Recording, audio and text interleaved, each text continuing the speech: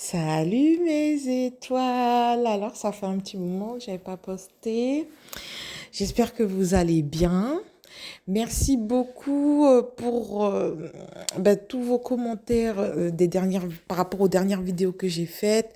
Merci beaucoup aux runners de participer aussi aux commentaires. Maintenant, on voit de plus en plus de runners participer, commencer à s'ouvrir parce que bon, les runners se rendent compte que les chasers ne comprennent pas tout sur le parcours et du coup, ils apportent leur aide.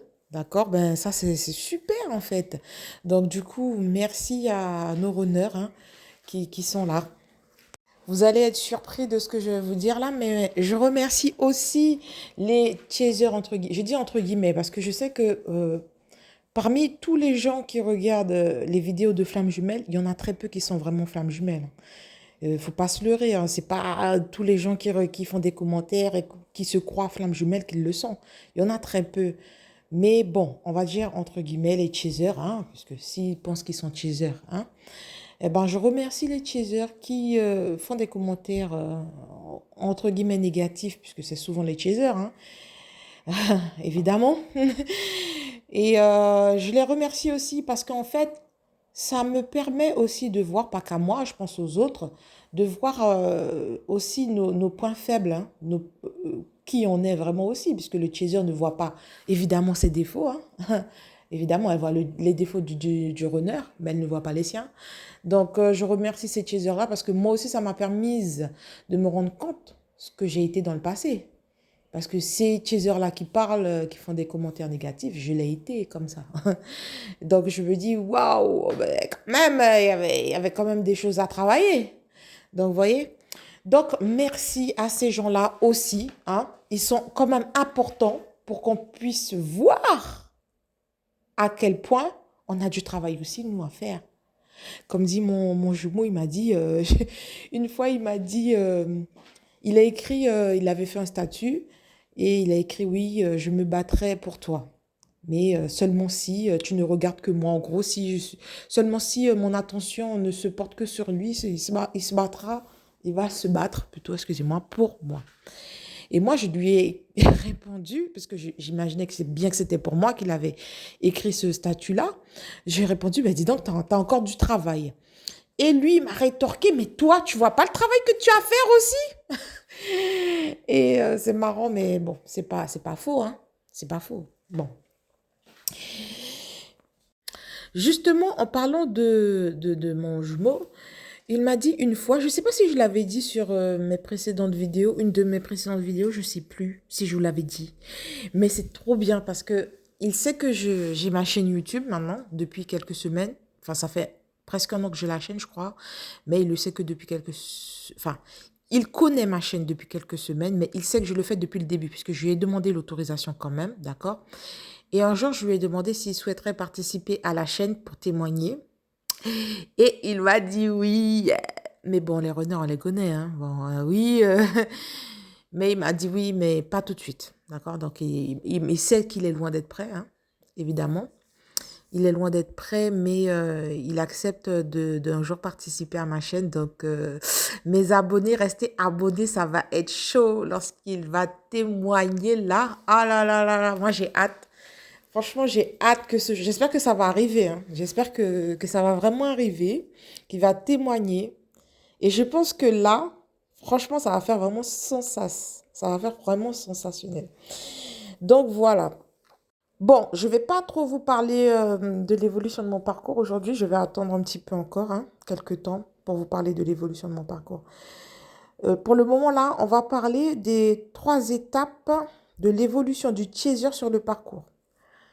Pour moi, il y a 3 grandes étapes, d'accord? Moi, c'est selon moi, selon mon expérience, d'accord? Ben, il y a des gens qui vont dire oui, gna gna gna, on n'a pas tous le même parcours, nanani, nanana. Bon, ok, je sais. Mais pour avoir accompagné beaucoup de chasers, je fais de l'accompagnement, en fait, hein, si vous voulez, il n'y a pas de souci. Vous avez mon adresse mail dans ma bio, en fait et dans ma description. Et puis, il n'y a pas de souci pour l'accompagnement. Je fais des accompagnements. Donc, j'ai accompagné des chasers et c'est toujours, c'est à peu près la même chose, d'accord? Donc, selon mon expérience et selon ce que j'ai vu dans d'autres parcours, il y a 3 grandes étapes que le chaser doit franchir avant la réunion. Donc, vous avez la première étape, la première étape d'évolution. Alors, le chaser, au début de parcours, hein, première étape, est accro à son runner. Et souvent, les chasers que j'accompagne font partie de la première étape.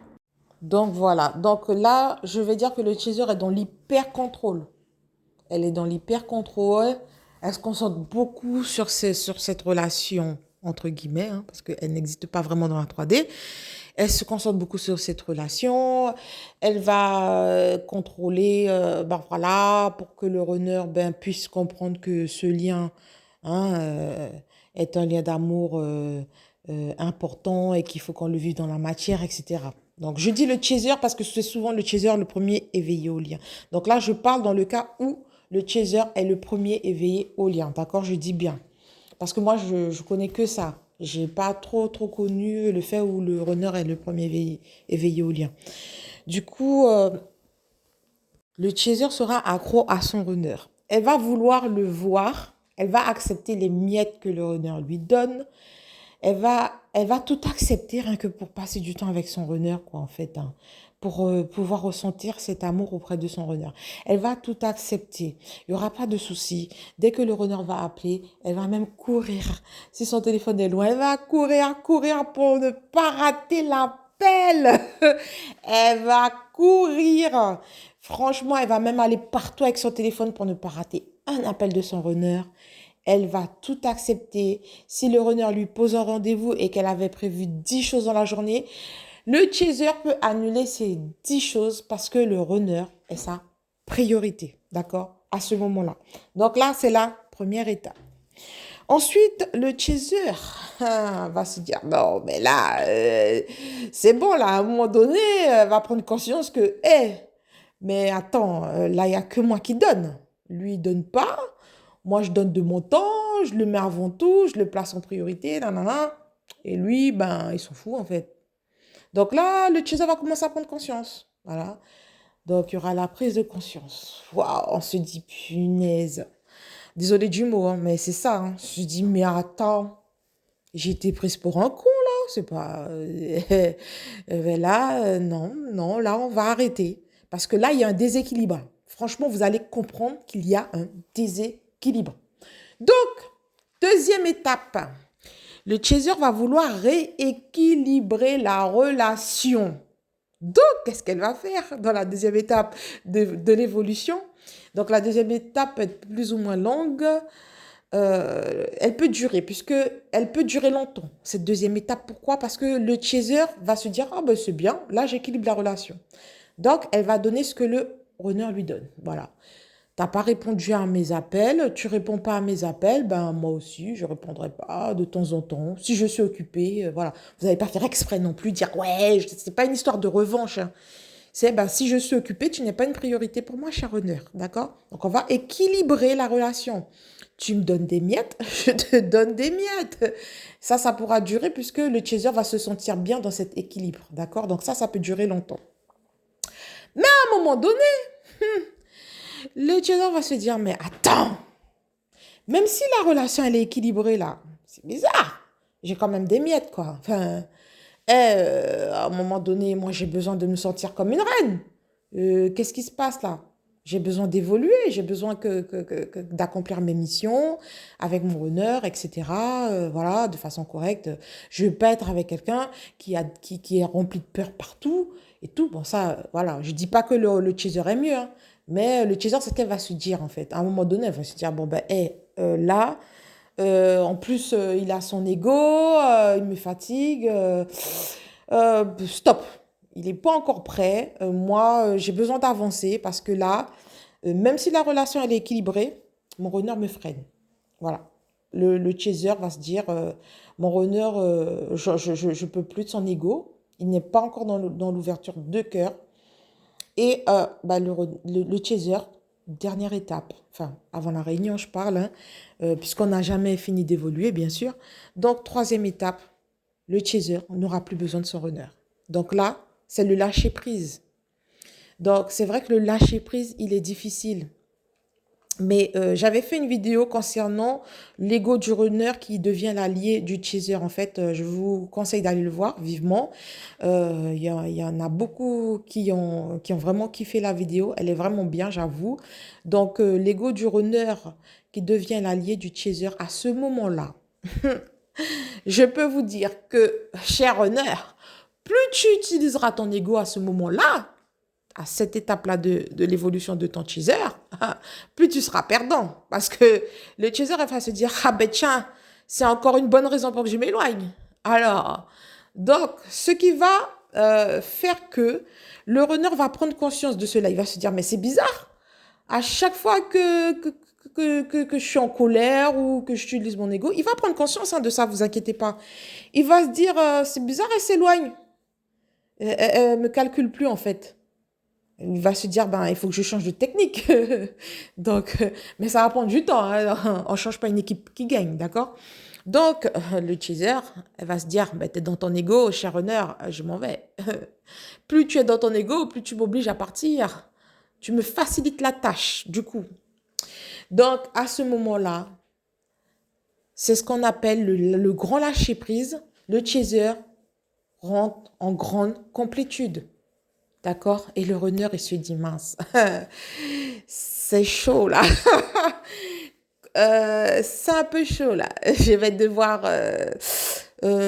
ouvrir mon cœur là, quoi.